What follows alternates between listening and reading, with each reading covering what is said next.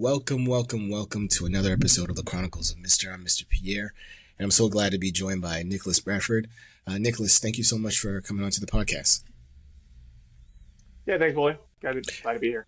Yeah, if we could just start off with this being an education podcast, and a lot of the folks who interact with this podcast are folks who are either in the classroom or were recently in the classroom and have exited out. Can you give folks a little bit of your background? Yeah, I'll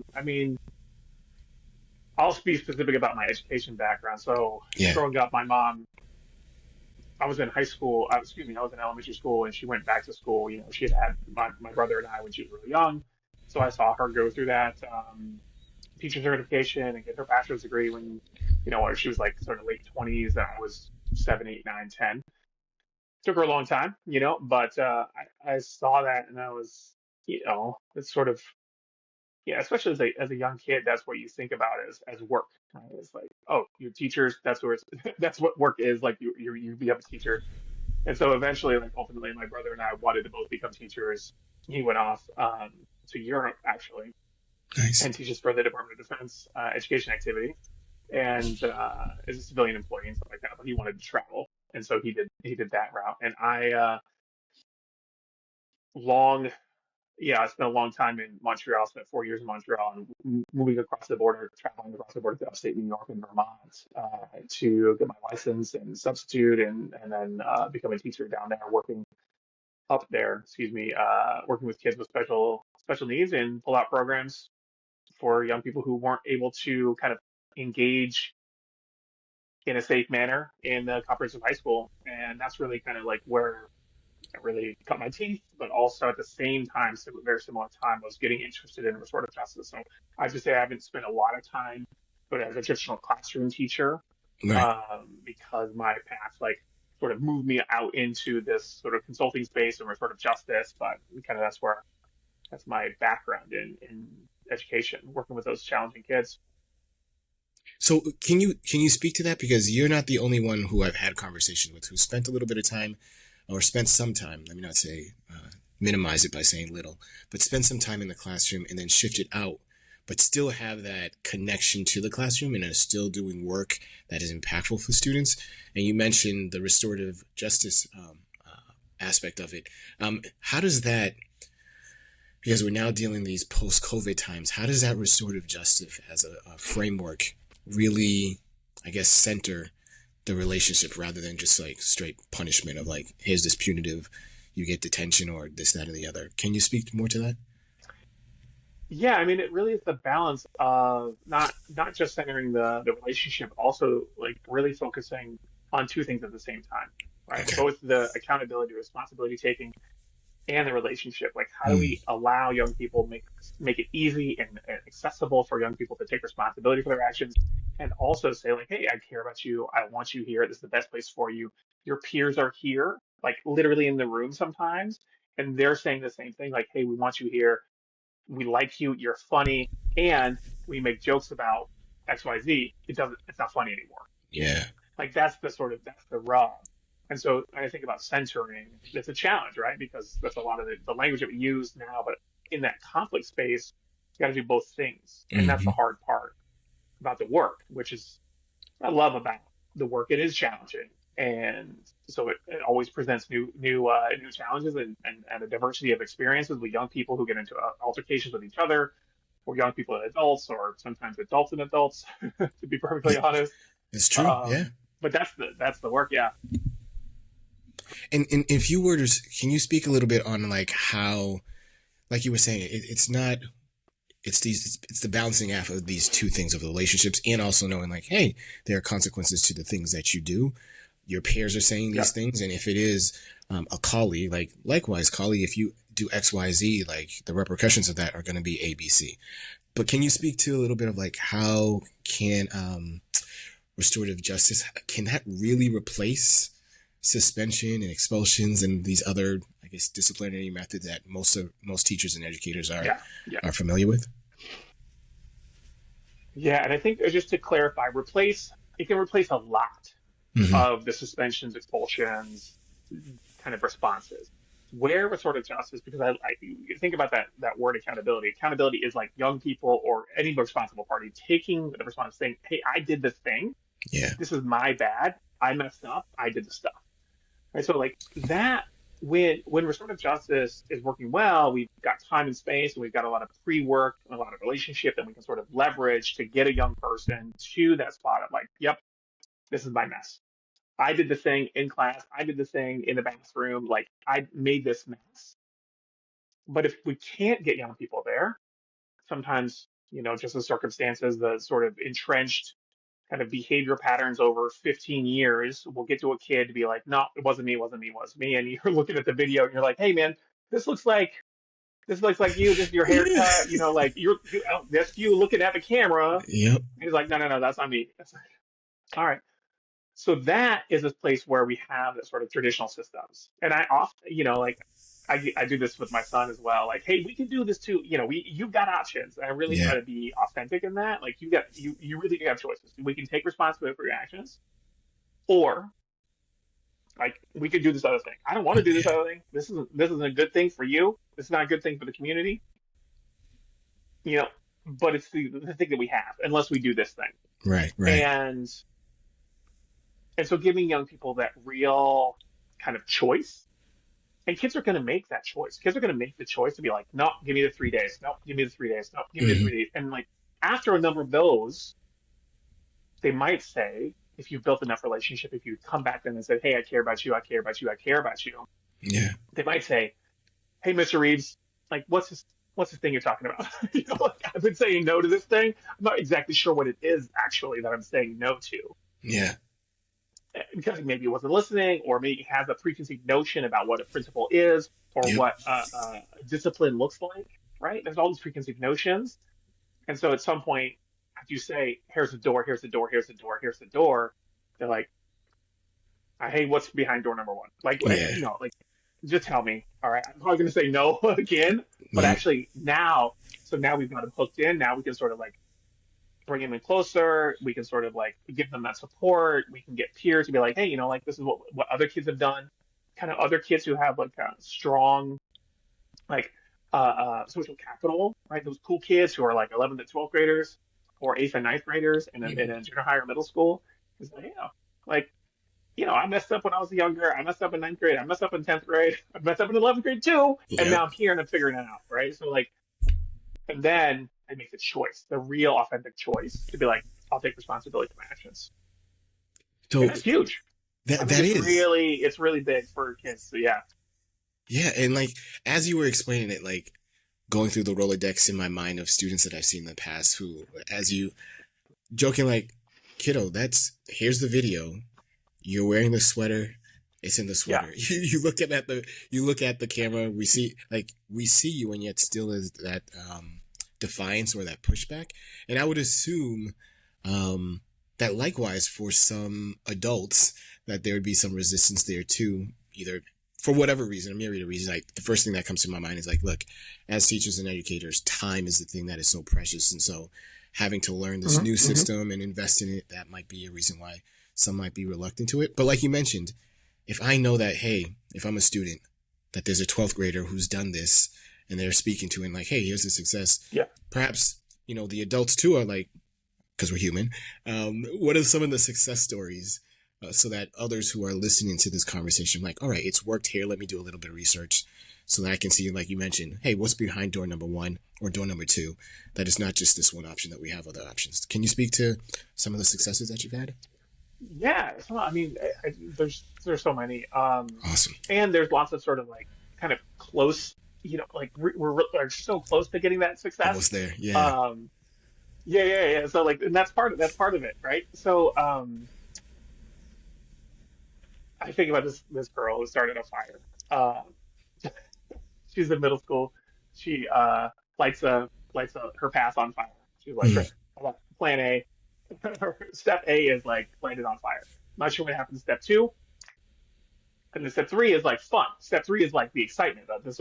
So, but she lights it on fire, and then she's in the bathroom. She doesn't know what to do with it, so she throws it into the bin, oh the boy. trash bin, Yeah.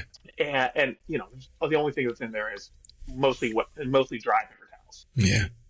So it goes up, they evacuate the building. Nothing big happened, right? They got in there with a fire extinguisher, just a handheld one, and put it out. This is on the second story. Below that bathroom, sort of near them, is the high needs special ed classroom.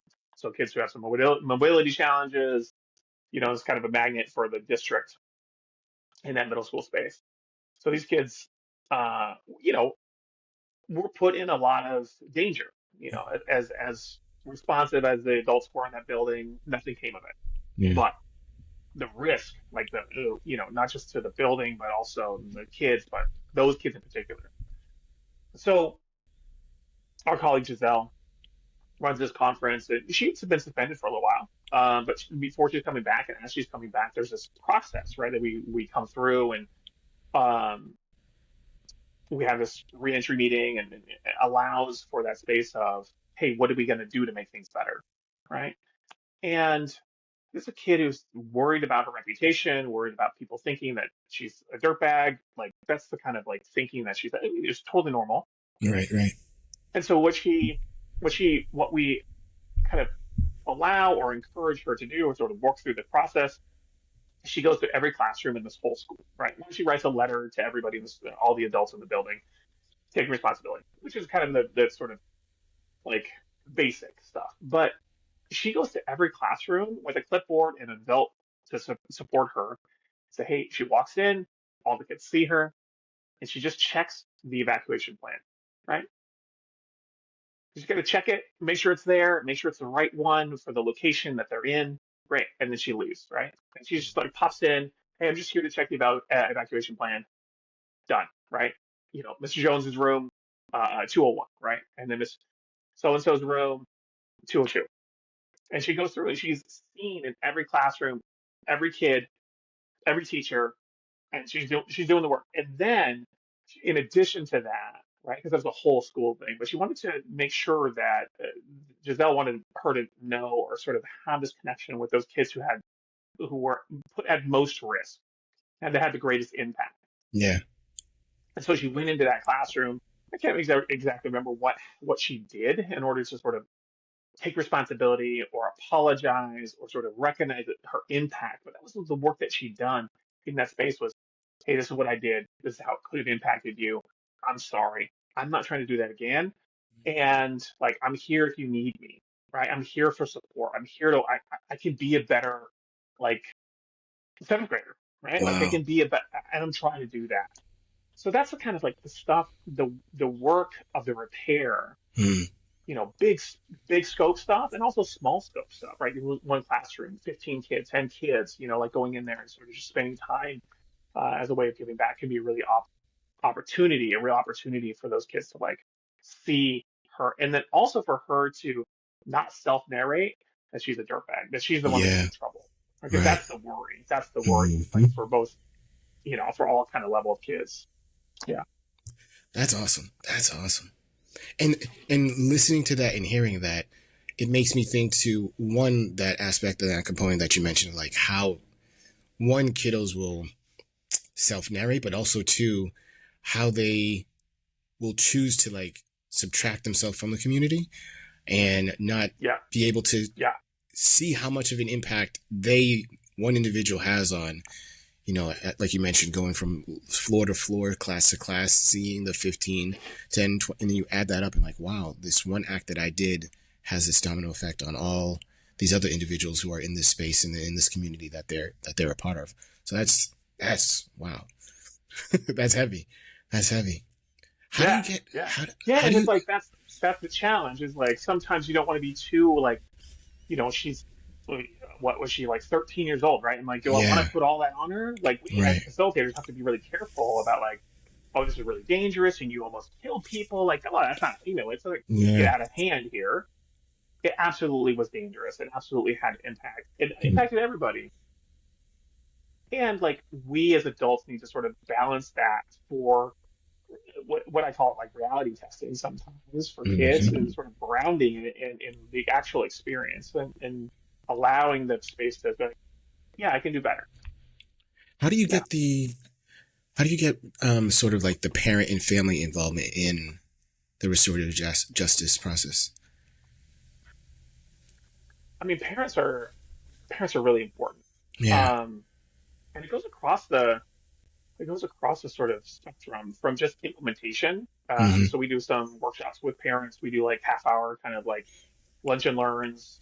We do remote check-ins with PTAs and all that kind of stuff to like start to get parents on board. But both kids who have been impacted and kids who are authors, the parents sometimes, because of the way we were raised, are worried about these restorative systems. Like, oh, you're going to put my kid in front of this other kid who has been bullying, right? Or it's not my kid's fault. This is such and such happened, and this kid was saying something, and that's why my kid punched this kid, Right. right? Like, Right. and that's a real challenge. And so we got to get early and often talking to parents about what responsibility taking means and what trouble means. And I think that that's what we really worry about. I think as parents is like, I don't want my kid to get in trouble. And my colleague, and I just always give him credit for this because it was such a brilliant sort of turn of phrase. It's to help young people understand. So I've got a 5-year old and a 3-year old, and we don't talk about my family. We don't talk about getting in trouble. You're in trouble. I'm going to take your stuff away. Da da da. We do put things in timeout. Like we do have like hard challenges around like real boundaries, Hmm. but we don't ever mention trouble. But he's in a pre-K program. You know, he's got other friends and kids, and so there's a lot of like language about trouble. So he comes home. This is like a 9 months ago or whatever. He's like, am I in trouble? My colleague, he's like, no, like the trouble already happened, right? So whether it's 16 and you got into a fight, a knockdown, drag out fight with somebody, and then you're in the principal's office talking about it, and you're like, hey, don't call my mom. I don't want to get in trouble. Like, no, dude, the trouble already happened. Yeah. Yeah. Or this girl who was 13 years old, like started the fire, and like, oh, don't get me in trouble. It's like the trouble already happened. Yeah. So helping parents sort of realize that, like, hey, the bad things have already happened. Now we have an opportunity to like do the work to make things better, right? And so it's both better for authors, people who like started the fight, threw the first punch, whatever, sort of started the fires, made the threats, or it's for the person who was impacted, right? It's really important that we actually empower those people who've been impacted, who've been bullied, who've been sort of cast aside, who've been ignored, and say like, hey, what do you want to say? How do you want to say it? Mm. What would be helpful for this person to do in order to make amends, right? Because what we do as adults, we kind of operate from this parental sort of space, right? And absolutely it makes sense. I get in this space too. I want to run interference. I'm gonna like not let nobody mess with my kids, Right. Right. right? But Right. at some point, I gotta let them speak up for themselves. Right. My cut my kids' cousins. There's a 7-year old. My son's five, right? She's kind of a hard charger. She's a real like real boss girl, and I got to let him like navigate this space with his Mm. cousin because she'll like, kind of tell and make and like, this is how we're going to do it. And this is what's going to happen. And I can't be there all the time. I shouldn't be there all the time to make sure that I'm navigating for him. He's got to Mm. do it. He's got to be like, and because him and his younger cousin, who's just a year and a half, a year younger than he is, and his little sister, and it's like, all right, yeah, you want to get a little team going and like go against and like make sure that your older cousin isn't telling everybody how to play, Yeah. or that's fine for you, like however it works out. But like the advocacy for themselves is so important. And when Yeah. obviously like, when things go wrong, we need to be there to support that, to support the younger kids, being like, hey, what happened? And then I letting that silence, letting them sort of like really, really marinate so they can advocate for themselves. I think that it's said a couple of things that I think are going to resonate with folks and at least resonate with me. The number one was it can't be a one-off with families and parents. That it has to be multiple conversations, multiple touch points. Because yeah, parents are only going to react from what they have experienced, and so they will then want to Yeah. project onto their kiddos of like, hey, if you do this, like you mentioned, the language that they were given is the language that they're going to use, and if they haven't learned new language or are not expanding their language, then it's going to be trouble. So like when you mentioned when your kiddo says, "Am I in trouble?" You're like, that's not something we often say. So you must have picked that up from somewhere else. And so being able to navigate that's number one. And then number two, we as educators and yourself as a parent know, like, hey, we're looking to give our kids, our students, the tools so that they can support, they can advocate, they can defend themselves. Because, like you said, we're not always going to be there. At one moment, you're in Mr. Pierre's classroom, I'm teaching you math and science, da da da da. But then when you go to the humanities, PE, the playground, lunch, I'm hoping that some of the things that you've seen modeled in my class, you will then be able to implement it wherever you are outside of my classroom. And similarly with parents too, is like, yeah, at Hmm. some point your kids are going to go out into the world, become young people, become young adults, become adults, and they're going to have to be able to advocate for themselves of like, you know what? Hey, cousin, like I hear what you're saying about you want to do this, this, and this, but could we also do this? Or how about we Yeah. compromise and we do this for a little bit and then we do this and then I know my little sister wants to do this. So that sort of thing is like what we're hoping to empower them with or equip them with so that they can, oh, I don't always need to go to dad or need to go to mom or need to go to another adult. They've given me the tools. I now know how to use those tools. So that's awesome. I Yeah. hope, I hope, when you go into schools, do you get much pushback from the adults that are in the schools? Or is it more of like, hey, let me show you where this has worked and then there's a collective buy-in? Or is there some some projection of like, oh no, here we go again. Here's another person trying to change, trying to reinvent the wheel. Yeah.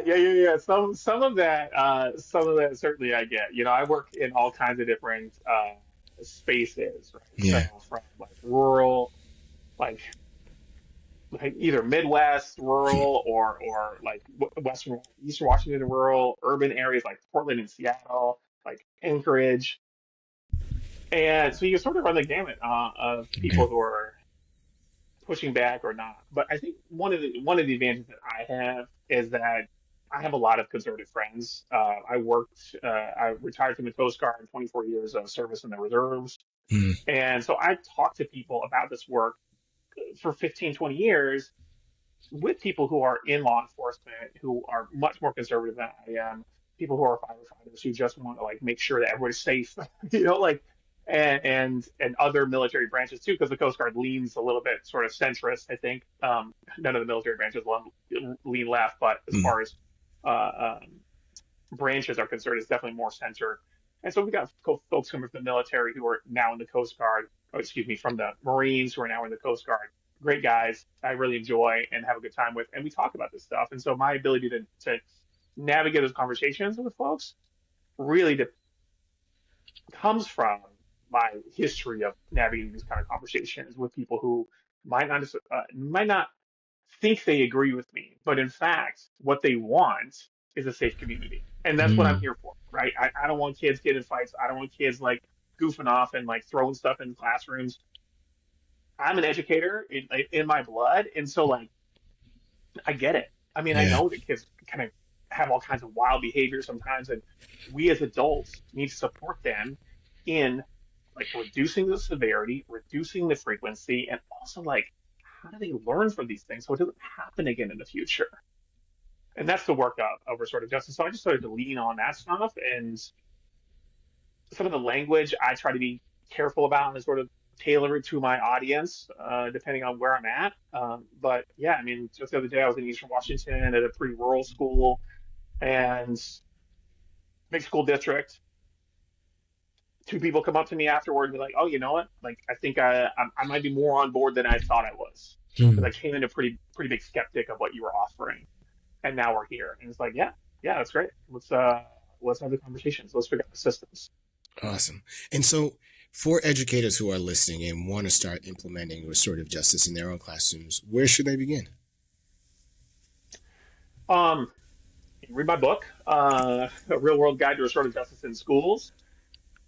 We've got some online content as well. Awesome. And but I think I'll say this, you know, a couple other pieces that, you know, just some shameless self promotions. We have 3 day courses that are year round, and we have you can come to Seattle or Portland and join us for a 3 day like intensive. That's a lot. We've got graduate credit in June this year.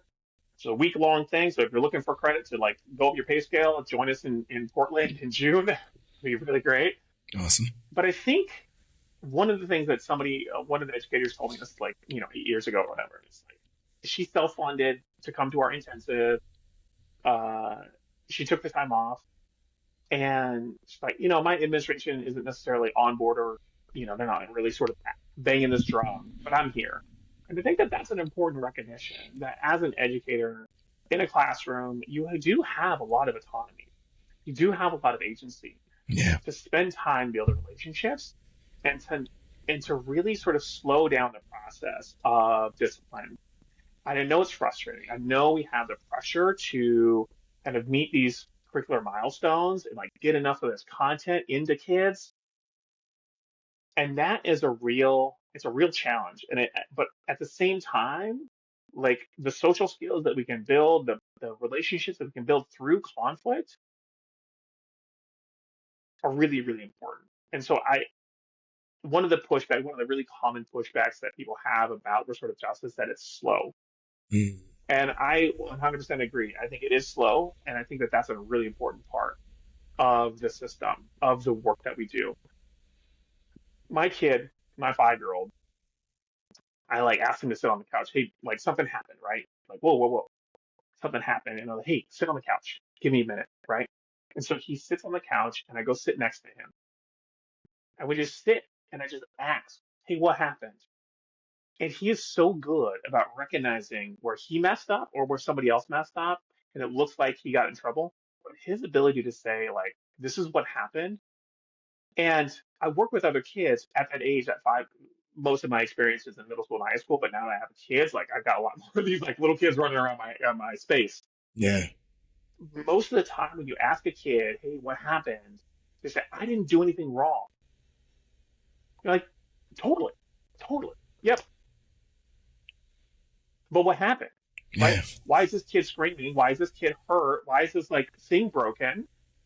Yeah, you didn't do anything wrong. For sure. I get it. Yeah, but I'm trying to figure out what happened so I can Hmm. help us move forward from here.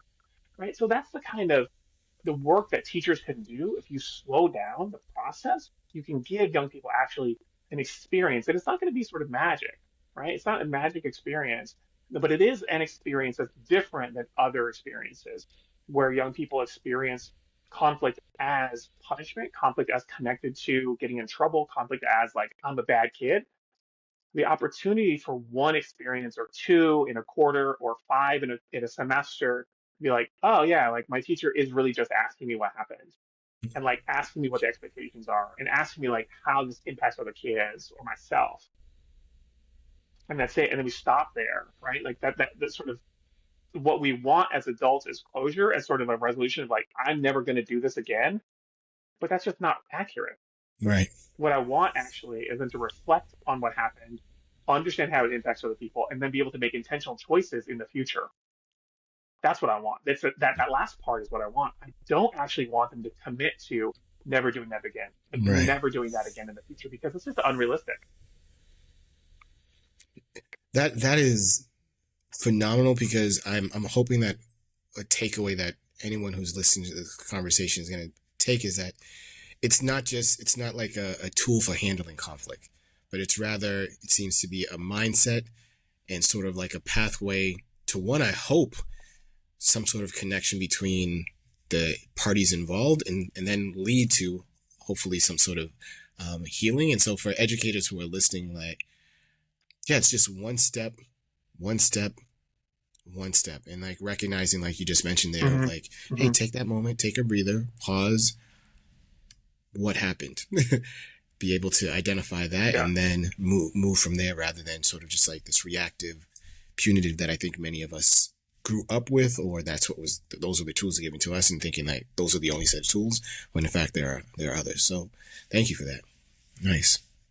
Yeah. Is Yeah. there, Yeah. if there was one thing that you would hope folks would take away from this conversation, what would it be? That's a harder question. That's Mm. really hard. I Or think, if I I, mean, maybe you said it, actually. I was really, you said it's the mindset. It yeah. really is the mindset. It's not sort of, I can talk at nauseum about the strategies, the tools, to sort of do this and this and like that, and then this. when kids are coming back from suspension, how do we? What I'm just writing this course on reentry conferences, Hmm.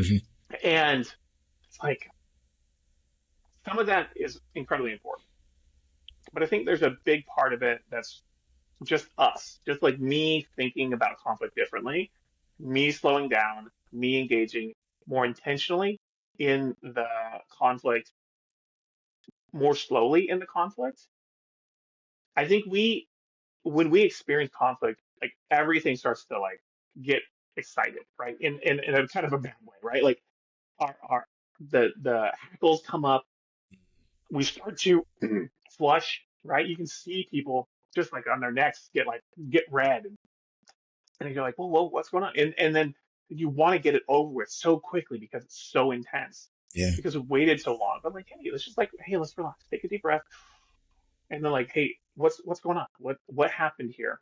And I think in education, it's actually really nice because the vast majority, 99.9% of the conflict isn't about us, right? The kids blowing up because of something else that's happening in their life. It's very, very rarely about me. So if I can get out of my feelings about that, then I can develop a strategy and a skill that the 1% of the time, or the 0.01% of the time that it is about me, I can approach it more thoughtfully. But then when it's with my kids or my partner or my parents, or my brother and sister, Yep. then I'm like, oh yeah, like now it is about me. It's closer to home. It's more emotional, but I've developed this skill set in order to sort of like deal with it in a way that's less reactive and more responsive, more responding to the challenges, more deliberative about sort of where do we go from here? I hear you. Yeah, that is a problem.